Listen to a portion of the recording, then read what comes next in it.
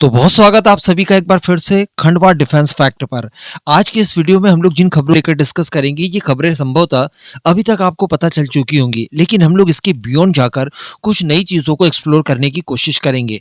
यानी ये दो खबरें दो मिसाइलों से संबंधित है जो कि भारतीय नौसेना के लिए आने वाले समय में तैयार की जाएगी। इनका इंपॉर्टेंस क्या होगा और इसके आ जाने के बाद भारत की कैपेबिलिटीज कैसी रहेंगी, इसके बारे में एक पूर्वानुमान लगाने की कोशिश करेंगे।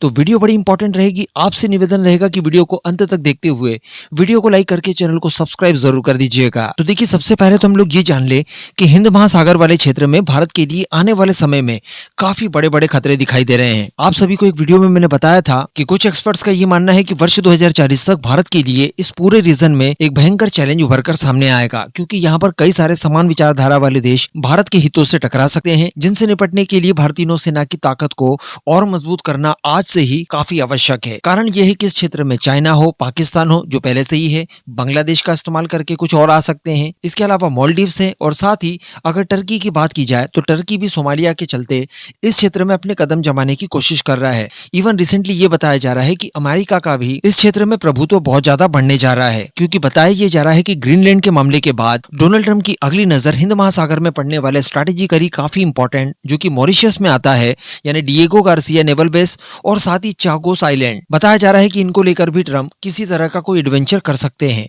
अब अगर मान लीजिए कि ऐसा कुछ संभव हो जाता है, अमेरिका इसे पूरी तरह से अपने आधिपत्य में ले सकता है, जो कि फिलहाल लीज वगैरह पर है, तो ऐसी परिस्थिति में अमेरिका को भी इस क्षेत्र से नजरअंदाज नहीं किया जा सकेगा। अगर अमेरिका के संबंध यहाँ पर अच्छे रहते हैं भारत से, तो इसका ये बेस हमारे काम आएगा चाइना के अगेंस्ट, चाइना के एग्रेशन को रोकने के लिए। लेकिन मान लीजिए कि संबंध अगर अमेरिका के साथ खराब होते हैं, तो यही डिएगो गार्सिया वाला नेवल बेस हमारे लिए भी एक चैलेंज बन सकता है।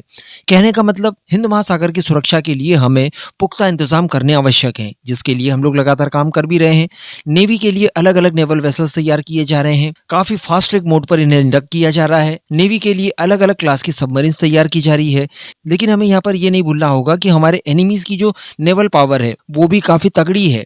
उनसे निपटने के लिए हमें और अधिक प्रयास करने की आवश्यकता होगी, क्योंकि 1971 के वॉर को हम लोग ऐसे ही भूल नहीं सकते, जब अमेरिकन नेवी ने अपने 7 फ्लीट हिंद महासागर में भारत से लड़ने के लिए भेज दी थी। 7 फ्लीट इतनी ज्यादा पावरफुल है कि वो किसी बड़े से बड़े देश को भी अकेले बूते हराने का दम रखती है। तो ऐसे समय में आपको एनिमीज के नेवल वेसल को डिस्ट्रॉय करने के लिए बड़े हथियारों की आवश्यकता होगी, ऐसे जो कि लॉन्ग रेंज में आपको ये कैपेबिलिटी दे पाए। इसीलिए बताया जा रहा है कि भारतीय नौसेना के लिए एक ऐसी ताकतवर मिसाइल तैयार की है जो कि हिंद महासागर की पूरी तरह से सुरक्षा कर पाएगी। जी हाँ, इसी को लेकर बताया जा रहा है कि डीआरडीओ ने हाइपरसोनिक ग्लाइड व्हीकल, जो कि भारतीय नौसेना के लिए एंटीशिप मिसाइल का रोल प्ले करेगा, इसे तैयार कर लिया गया है, और इसकी पहली झलक रिपब्लिक डे परेड के दौरान कर्तव्य पथ पर देखने के लिए हमें मिलेगी। इसकी रेंज तो शानदार होगी ही होगी, यानी 1500 किलोमीटर, लेकिन साथ ही इसकी स्पीड भी हाइपरसोनिक होने जा रही है। ये मैनूवर्स कर पाएगी। तो ऐसी परिस्थिति में हमारे एनिमीज के जो एयर डिफेंस सिस्टम्स हैं वो इसके खिलाफ नाकाम रहेंगे, और इस तरह से किसी भी प्रकार का कोई वॉरशिप हो उसे आसानी से ये हिट कर पाएगी। बताया जा रहा है कि ये किसी भी प्रकार के वॉरशिप को पूरी तरह से डिस्ट्रॉय करने में सक्षम होगी। साथ ही यहाँ तक की बात बताई जा रही है कि भविष्य में इसकी रेंज 3000 किलोमीटर से लेकर 3500 किलोमीटर तक बढ़ाए जाने की भी तैयारी कर रहा है। तो आप समझ सकते हैं कि हम लोग कितनी अधिक दूरी से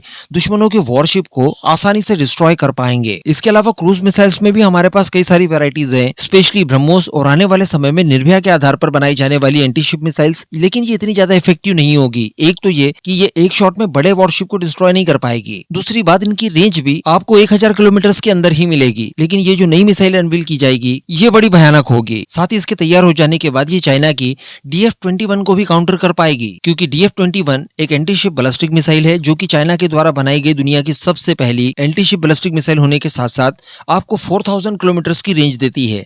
तो हमारी जो मिसाइल होगी आने वाले समय में हमें 3500 किलोमीटर की रेंज देगी, तो ऑलमोस्ट उसके बराबर ही हो गया। इसी DF-26 मिसाइल को ये लोग गुआम किलर के नाम से जानते हैं। इसे ध्यान में स्पेशली रखकर बनाई गई थी, अमेरिका के सैन्य बेस गुआम को ध्यान में रखकर, जो कि चाइना के नजदीक पड़ता है, और DF-26 की रेंज इस गुआम आइलैंड को आसानी से कवर कर पाती है। साथ ही बताया ये जा रहा है कि भारतीय नौसेना 1000 किलोमीटर क्लास वाली एयर लॉन्च एंटीशिप मिसाइल की भी तैयारी कर रही है। यानी आप किसी फाइटर जेट के माध्यम से ऐसी हाइपरसोनिक एंटीशिप मिसाइल को लॉन्च कर पाएंगे जो आपको मिनिमम 1000 किलोमीटर की रेंज देगी। और ऑब्वियसली इस तरह की मिसाइलों की जो स्पीड होती है वो 5 मैक के ऊपर होती है। इस सीरीज में अगर दुनिया की टॉप मिसाइल की बात की जाए तो ये अमेरिका की वायुसेना और नौसेना के द्वारा इस्तेमाल की जाने वाली long range antiship missile AGM-158C नाम से आपको मिल जाएगी, जिसकी रेंज बताई जाती है 300 किलोमीटर से लेकर 930 किलोमीटर। इसे लॉकहीड मार्टिन ने तैयार किया है, तो ये इसे भी सरपास करेगी। तो निश्चित रूप से ये दोनों ही मिसाइलें जब भारतीय नौसेना में सर्विसरत हो जाएंगी, उसके बाद आप ऐसा समझ लीजिए कि हिंद महासागर में हमारे एनिमीज प्रवेश करने से पहले 10 बार सोचेंगे। ये जो चाइना के स्पाई वेसल्स अक्सर देखने के लिए मिलते हैं जब हम लोग मिसाइल टेस्ट करते हैं, ये सब कुछ दिखना बंद हो जाएगा इसके बाद।